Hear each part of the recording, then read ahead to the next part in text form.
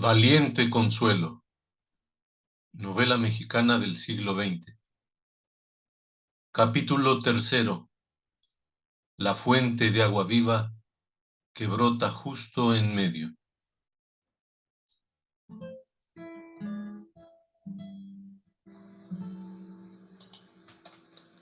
¿Y ahora tú?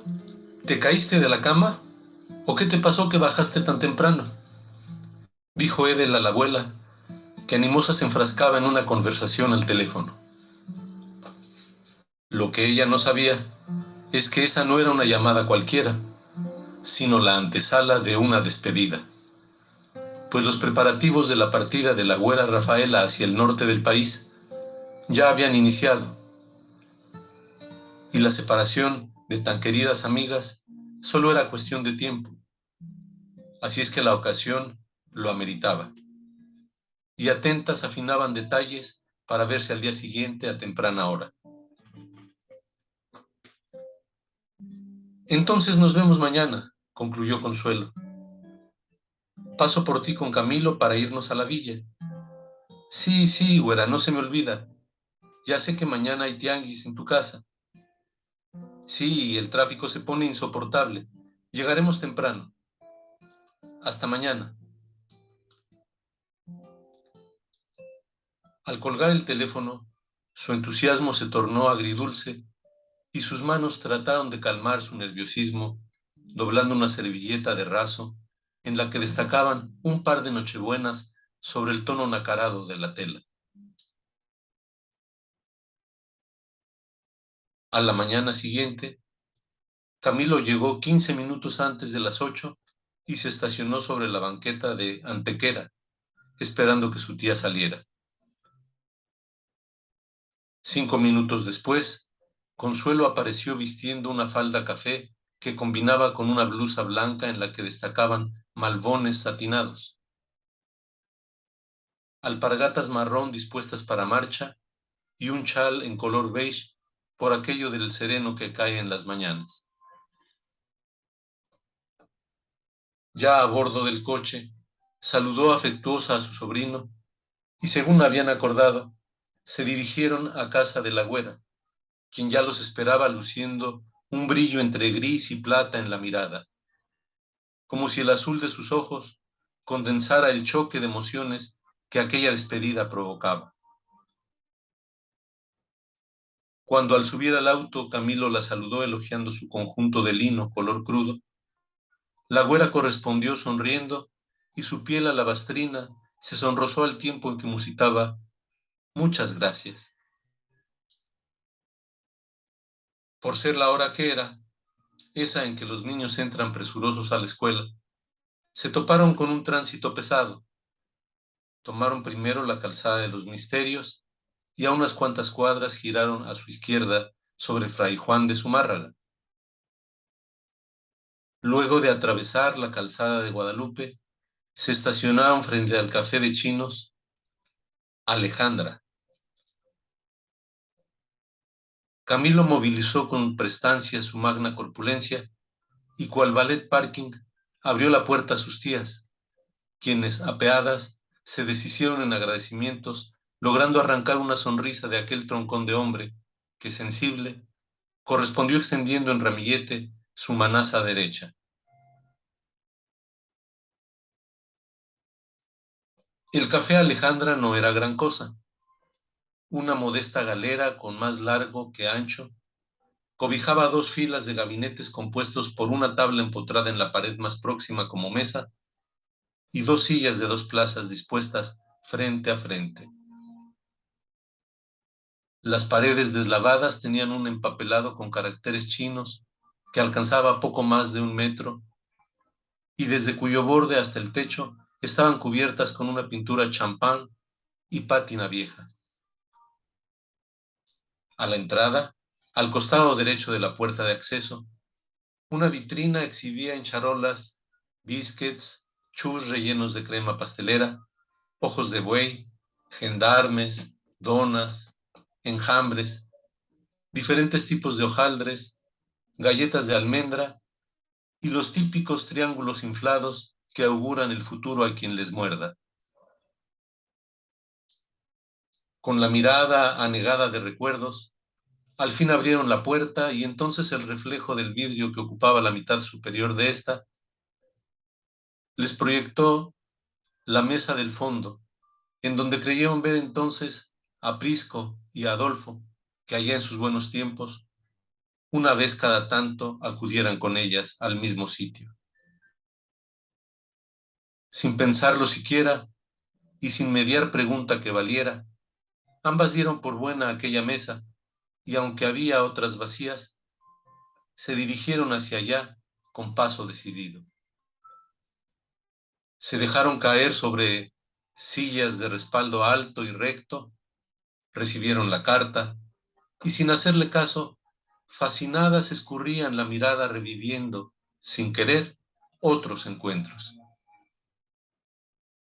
Al fin una mesera, con discreto vestido rosa pálido y mandil percudido, les tomó la orden y las dejó a solas, la una frente a la otra y a ambas secuestradas por el tiempo.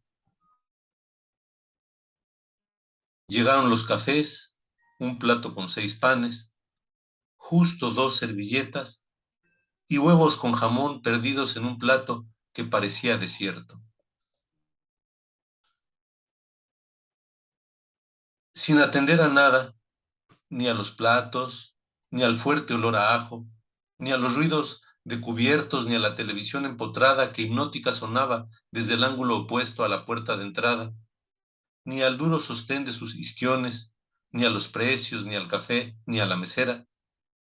Permanecieron embobadas un buen rato, con esa candidez con que las viejas miran a lo inmediato desde una perspectiva que las ubica fuera.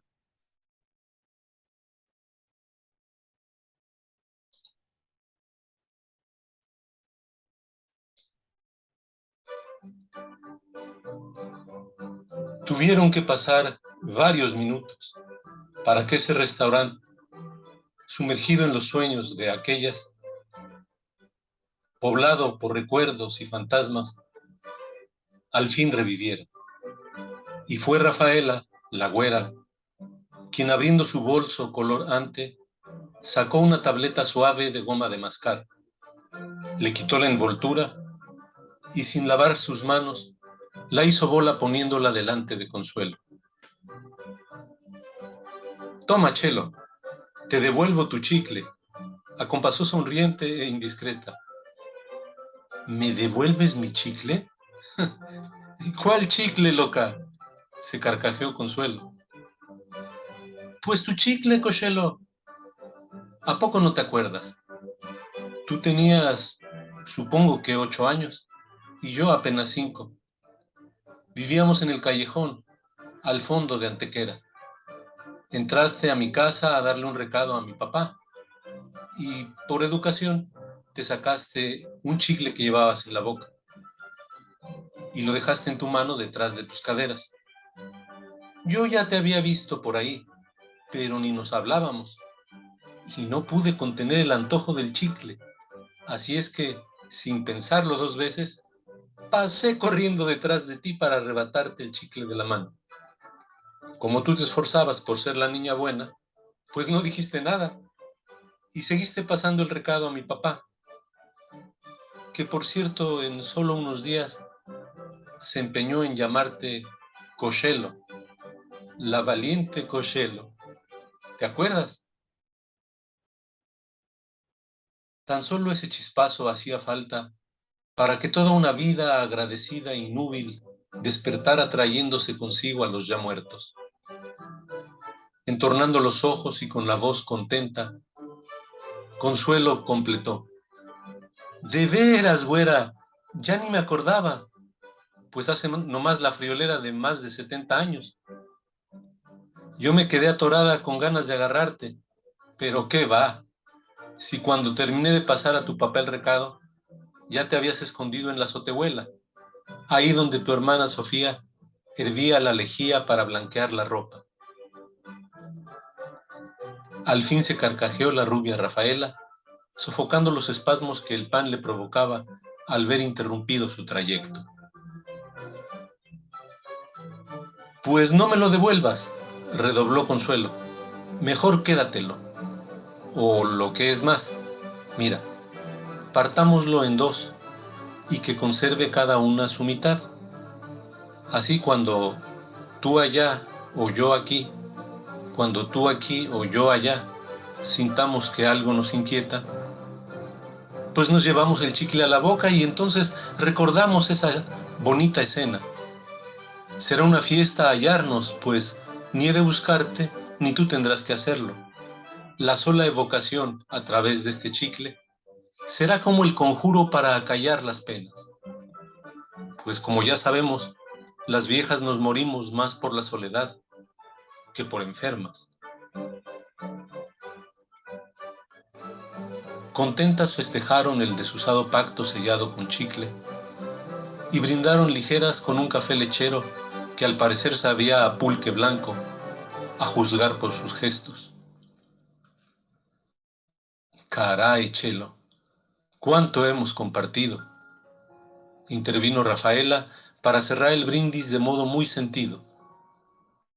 ¿Quién nos iba a decir que esos primeros pasos, esos con que salimos del hogar sin pensarlo, nuestras primeras calles, nuestros primeros patios, los primeros amigos, los primeros hallazgos, nos marcarían el rumbo sin siquiera anunciarlo? ¿Quién nos iba a decir que esa novedad agridulce del colegio, con sus profesores y con sus calvarios, serían materia prima de los anecdotarios, marcapaso silente, sutil devocionario de quien ya siendo adulto solo confirma pasos? ¿Quién nos iba a decir que el corazón del hombre es apenas la glosa de aquel que cuando niños se hizo camino siguiendo al flautista sin mayor garantía que la sabiduría vital de sus instintos? ¿Quién nos iba a decir tanto consuelo?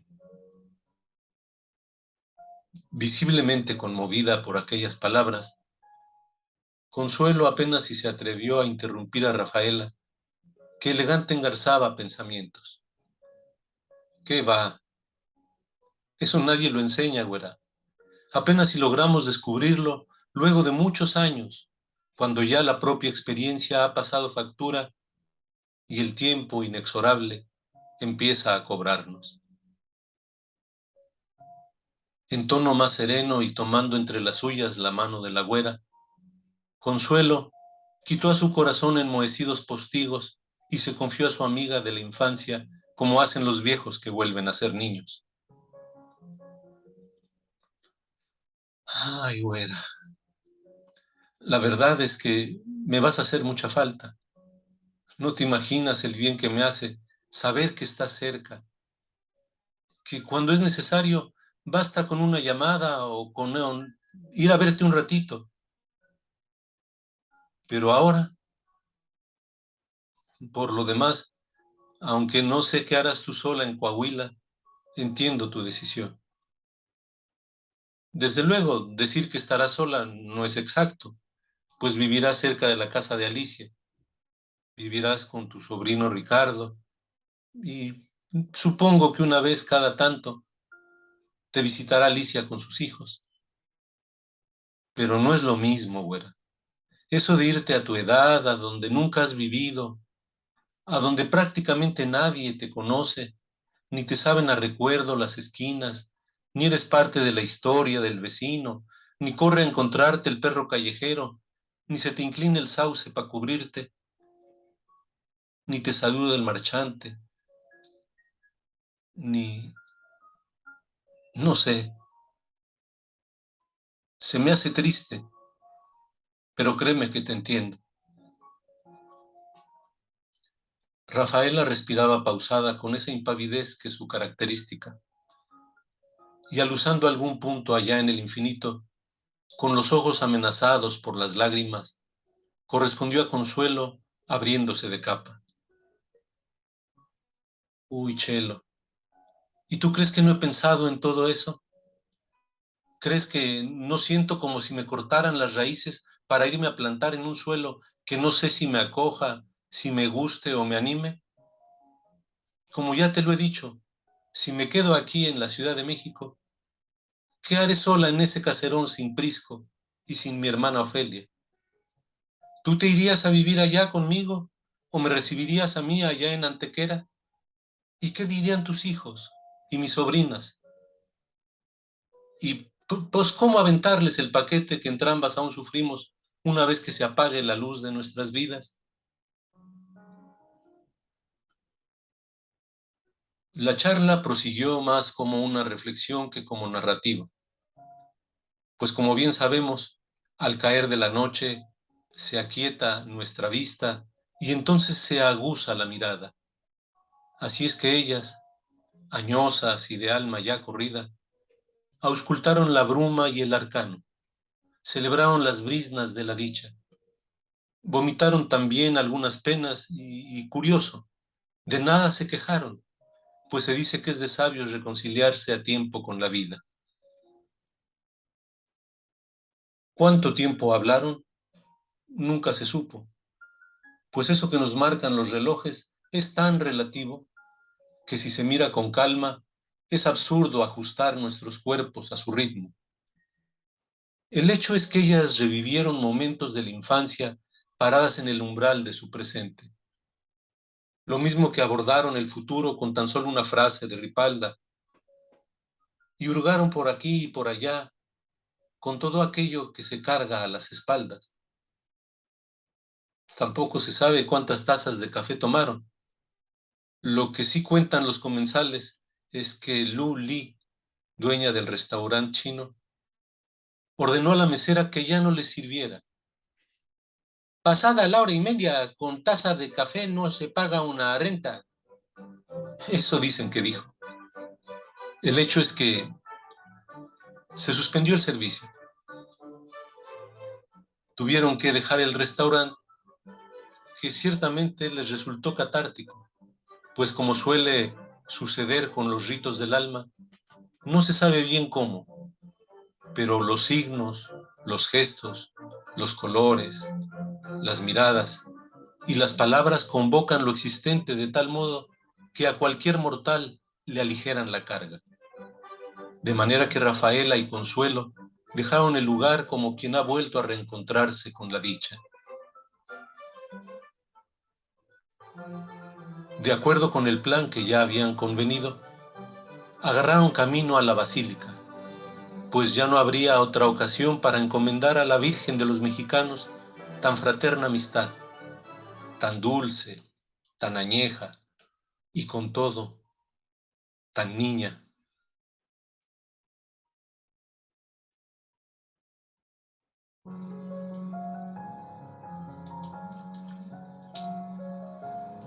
Conforme se acercaban al gran atrio de la basílica, ahora así llamado Plaza Mariana, discreto regocijo las iba envolviendo.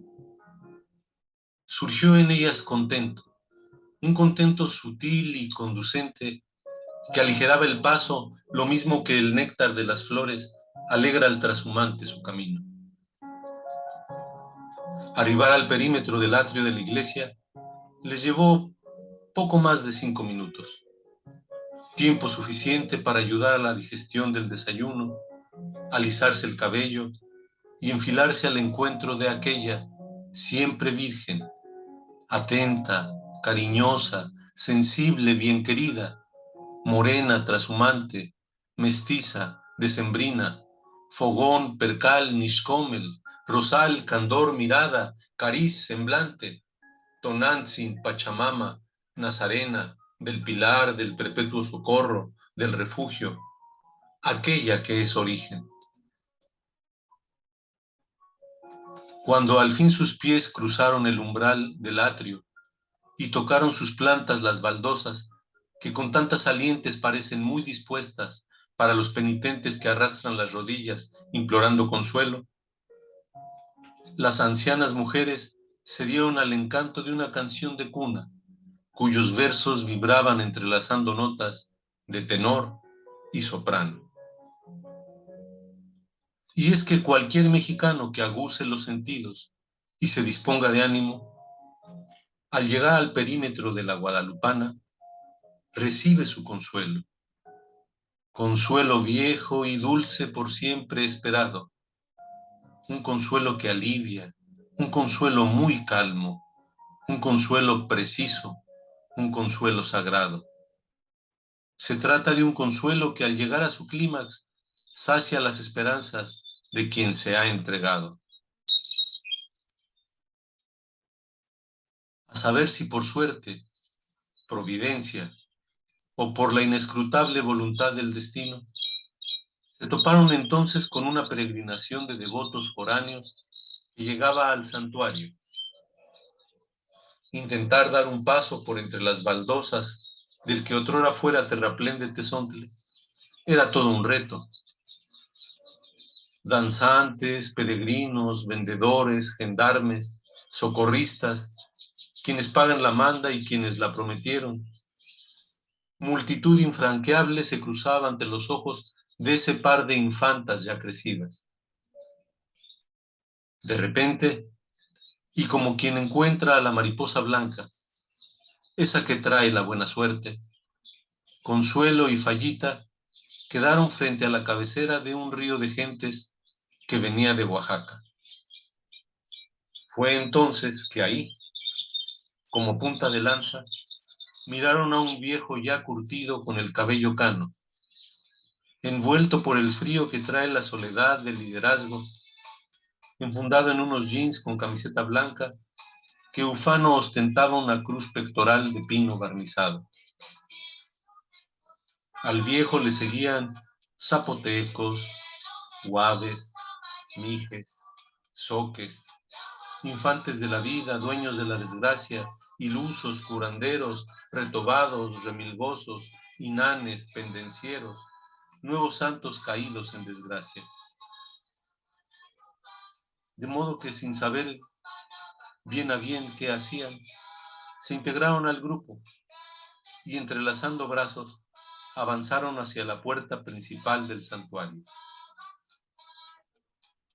Y por el solo hecho de que peinaban canas, uno de los organizadores de la nutrida marcha les abrió paso entre los peregrinos y las escoltó hasta un grupo selecto que mereció asiento entre las primeras filas frente al presbiterio. Así es que, ya cómodas, corrían y recorrían la mirada por aquí y por allá mientras empezaba la misa. ¡Ay, Chelo! Si este techo parece un cucurucho. Sí, güera. Y las lámparas, panales sin abejas. Y mira para allá. Las capillas de arriba a mí me dan vértigo. Y este altar tan blanco y tan frío, sin santos, sin nichos, sin cantera. ¿Y qué me dices de que no haya modo ni de encender una vela?, remató Rafaela. Súbitamente ascendió un acorde de guitarras adornado con pandero, contrabajo y armonio.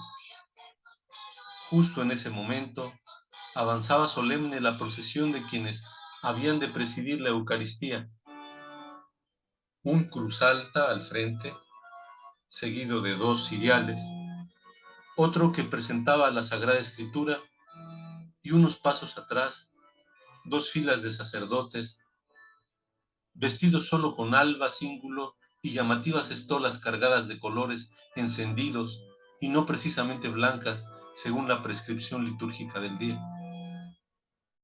Al final, a paso solemne y con un báculo en mano, el obispo cerraba aquella fila, luciendo contrastante el albor de su mitra y su casulla, con el ébano mate de su rostro y sus manos.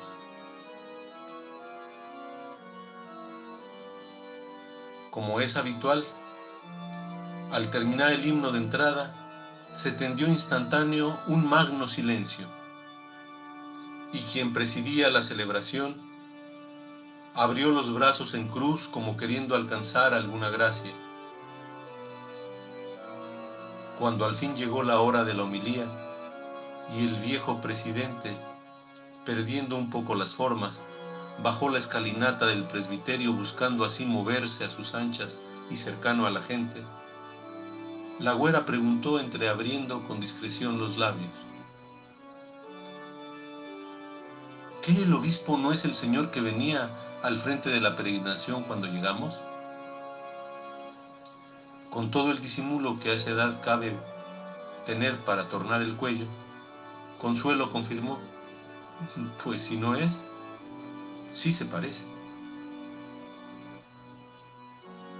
Luego de captar la atención de los presentes, con tan solo aguantar 10 segundos callado frente a ellos, el viejo inició su homilía con retórica pregunta: ¿y ustedes qué se traen? ¿Por qué esas caras? ¿Son caras de temor, de enojo o de cansancio? Pues sea lo que sea, por favor quítenlas. ¿Qué no acaban de oír el Evangelio? A ver, vamos platicando. ¿De qué nos habla Jesús en esta parábola, la que acabamos de escuchar? Eso, sí, desde luego, del dueño de un campo de labor. Sí, es cierto de que él sembró trigo y le brotó cizaña. Correcto, sí. Pero ¿qué nos enseña?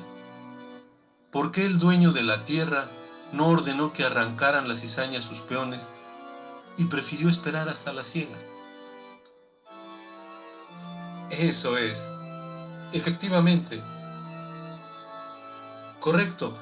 La parábola nos habla de un patrón paciente y comprensivo, que conocedor de lo frágil que es el crecimiento, prefiere dar a la siembra el tiempo necesario para que ofrezca frutos, porque intervenir antes sería precipitado. Y sí, desde luego, el Padre de los cielos es así, porque Él sabe muy bien que cada uno de nosotros es trigo y cizaña al mismo tiempo. Miren, hermanos, hemos venido desde Tehuantepec, hemos recorrido 700 kilómetros, hemos aguantado el sol, la sed, las ganas de ir al baño, solo por un motivo: el de ser acogidos por el Padre que nos espera vivo aquí, en el santuario de María de Guadalupe. Por eso Él nos dice a través de Jesucristo: ánimo, yo te espero, no te preocupes, yo te entiendo. No hay problema, yo aguanto, tú síguele. Ya llegará el momento en que florezcas. Es cierto, no será fácil, pero yo estoy contigo. Tú jamás te detengas. Tienes el resto de tus días por delante y cuentas con mi venia.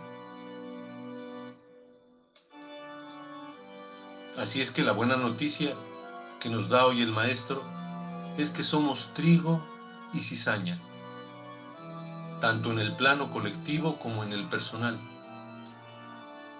Fíjense bien, somos proceso. De ahí que el Padre nos espere, porque sabe que dar fruto no es cosa instantánea. No es como meter una sopa Maruchan al horno de microondas y en tan solo segundos tenerla ya lista para degustarla. Aguzados, hermanos, aguzados. Llegar a ser persona es otro rollo. Es abrazar con todo el corazón nuestra esperanza, no en actitud pasiva, sino de compromiso, perseverancia, lucha y, ante todo, por favor, atención, aceptación. Aceptación primero de sí mismo, con días buenos y con días malos. Aceptación de las propias virtudes y, ante todo, de las propias limitaciones, sin tirarse a llorar o a lamentarse por estar chaparro, gordo, lento, tullido, desempleado, viudo, beodo, lerdo o abandonado. Antes bien, aceptarse es aprender a vivir según sea cada uno, aprender a vivir con una mano seca o con poca estatura. Aprender a vivir en busca de trabajo, en busca de salud, en busca de cuanto dé plenitud a la existencia. Acéptense, por Dios. Es decir, quiéranse un poco. Estén contentos, porque como hijos de Dios tengamos por seguro que hemos recibido lo necesario para acrecer la vida paso a paso y en cualquier contexto. ¿Me siguen? Ok. En segundo lugar, aceptación del otro. ¿Y quién es el otro? Me dirán. Pues la pareja, el hijo, el padre, el hermano. Aceptarlos como son. Si no, ¿qué chiste? Si solo aceptamos al que nos da gusto, en realidad no estamos aceptando a nadie. Nomás nos abrazamos a nosotros mismos. Aceptar es abrir los brazos a ese que incomoda, a ese que no nos gusta. Aceptar es recibir, y solo recibe quien se abre. Solo recibe quien se ahueca, se vacía para ofrecer lugar al otro. Entonces, aceptarlo es quererlo como es y ayudarle a que alcance la mejor versión de sí mismo. Así como el dueño de la mies que deja crecer a unos y otros, proveyéndoles lo necesario hasta que llegue el día de la cosecha. Fíjense cómo esta parábola entonces nos invita a evitar la condena fácil, el señalamiento, la marginación, el desecho del otro por la simple razón de que no es quien debiera, quien queremos o esperamos que sea. Muy por el contrario, este pasaje del Evangelio nos invita a aceptar al prójimo como es y a comprometernos con él, a conocerlo, entenderlo, motivarlo, acompañarlo y compartir su lucha como si fuera nuestra, ya que Dios es así. Por favor, entiendan, Dios es amor irrestricto. Y nos dice la Santa Teresa de Calcuta que quien ama permanece en Dios y Dios le habita. Vean cómo con una sencillez magistral, en esta parábola el maestro se vale apenas de 150 palabras para resolver el problema del bien y del mal en nuestras vidas. Ciertamente uno y otro, bien y mal, coexisten en nosotros como una invitación a la santidad, como oportunidad de crecer a pesar del dolor, a partir del dolor y gracias al dolor. Aprender a aprender a pesar del error, a partir del error y gracias al error. Alcanzar a vivir a pesar de la muerte, a partir de la muerte y gracias a la muerte. Porque precisamente a eso nos enseñó el Señor Jesucristo al pasar por la tierra, a vencer la muerte, a volver a vivir a pesar de todo, a pesar del pecado y a pesar de su suerte, a andar aún si se es cojo, a ver aún estando ciego, a amar sin ser amado y ofrecerle perdón a quien nos ha herido. De manera que la invitación que Jesús nos hace no es precisamente invitación a la perfección, sino a la santidad, pues somos esa cohabitación del trigo y la cizaña que sin embargo llegará a dar sus frutos con la única condición de muy fiel esperanza.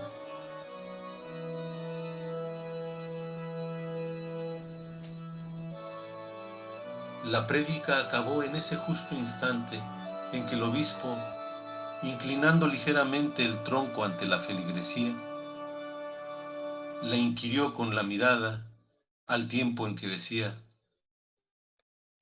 así sea. El resto del ritual transcurrió ágil y sentido. Al final, el abad de la basílica, Monseñor Etienne Rimbaud, agradeció al obispo de Tehuantepec, Monseñor Pedro Cámara, la visita y asimismo agradeció a los presentes su asistencia.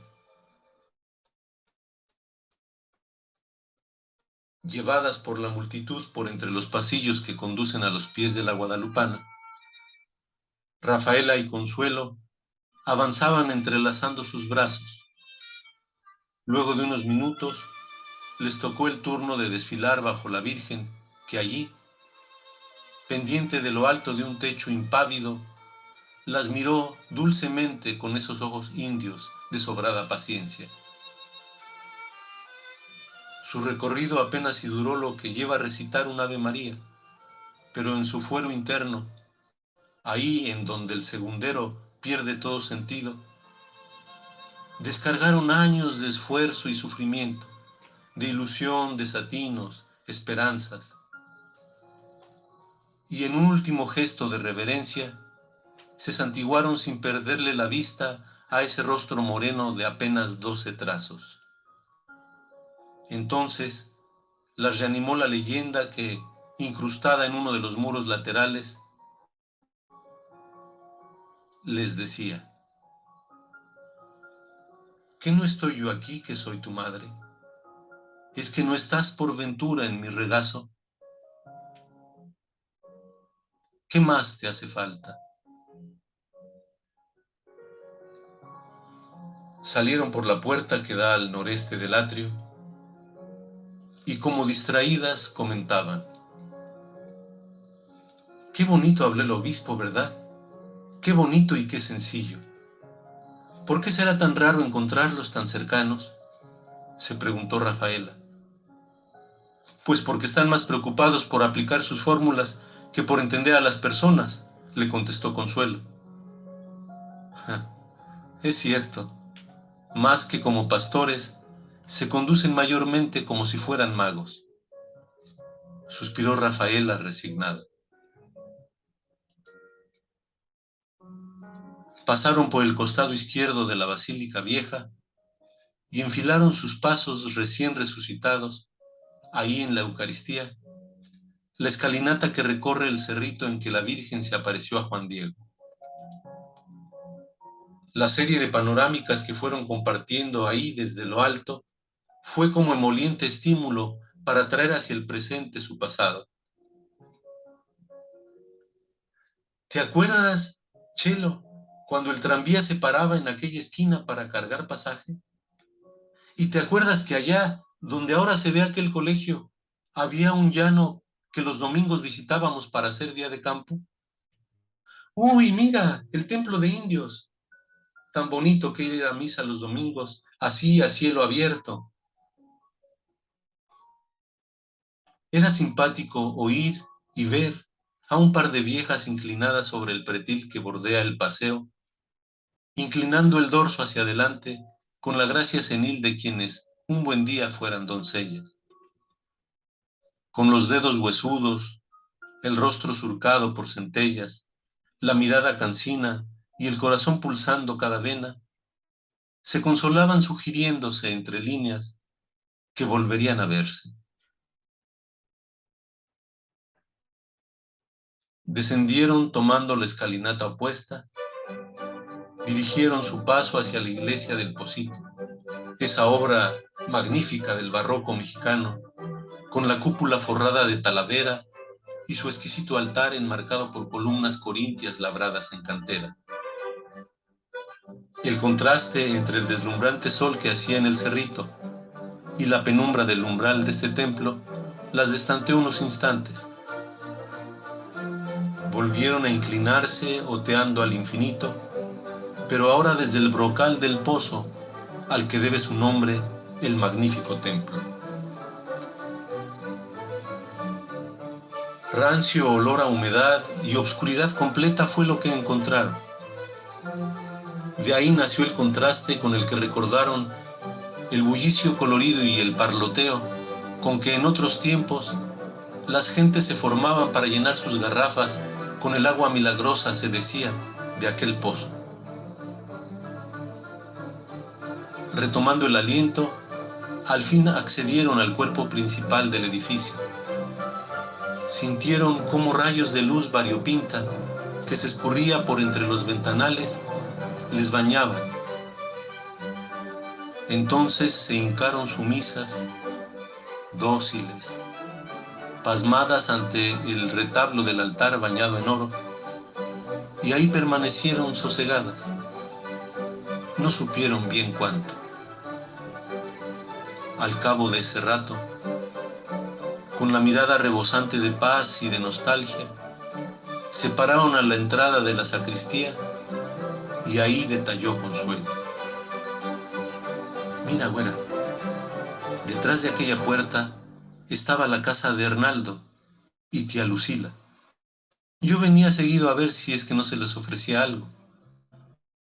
Y por ser él el sacristán en turno, nadie ponía reparo a mis andanzas. Llegué a pasar tanto al piso de abajo, que funcionó como escuela católica en tiempo de los cristeros, como a la barandilla esa que circunda la cúpula central. Desde ahí arriba, la vista es fascinante, pero ahora que lo pienso, no sé cómo tuve valor para husmear tan alto.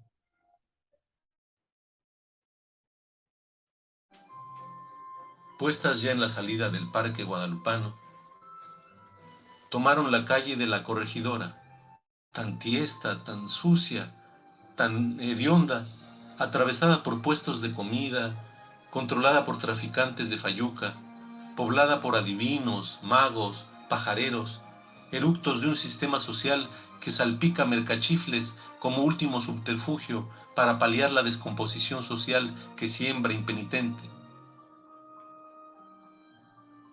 Se pegaron ellas como pudieron al costado derecho de la calle, asegurando a la pared sus manos, y midiendo cada paso en medio de una sorda muchedumbre que satisfacía por ahí cualquier urgencia. Siguieron caminando.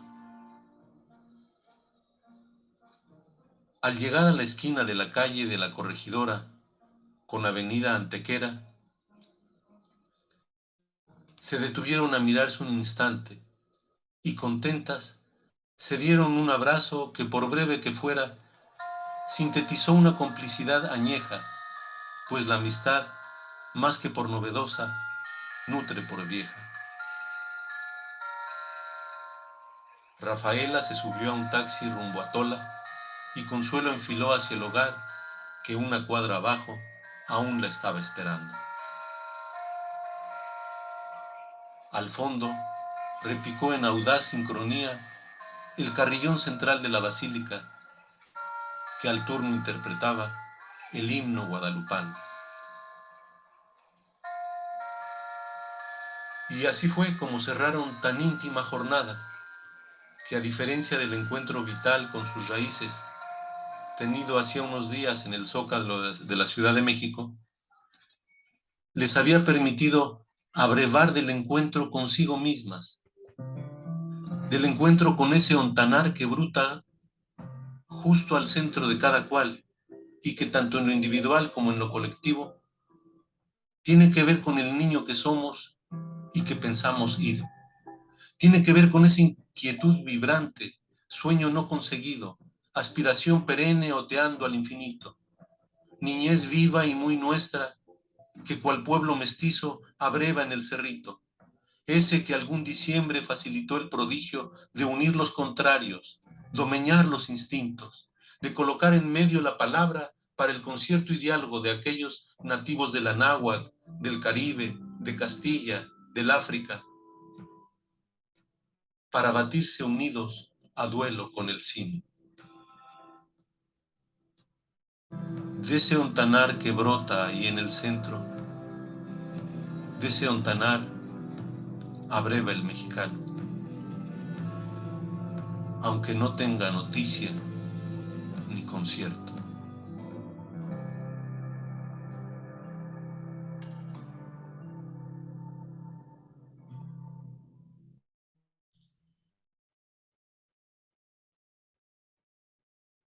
Cuando un amigo se va, galopando su destino, empieza el alma a vibrar porque se llena de frío, sentenció crepuscular viejo poeta argentino.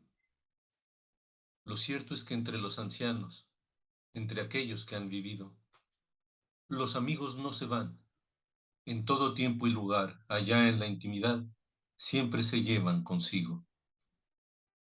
Y a ese misterio austral, a que lleva la amistad cuando se lo permitimos, hallaremos ocasión cuando Dios sea servido. De manera tal que ya, sin añadir nada más, sigamos nuestro camino, pues consuelo hemos de hallar, valiente consuelo y vivo. Hasta la próxima.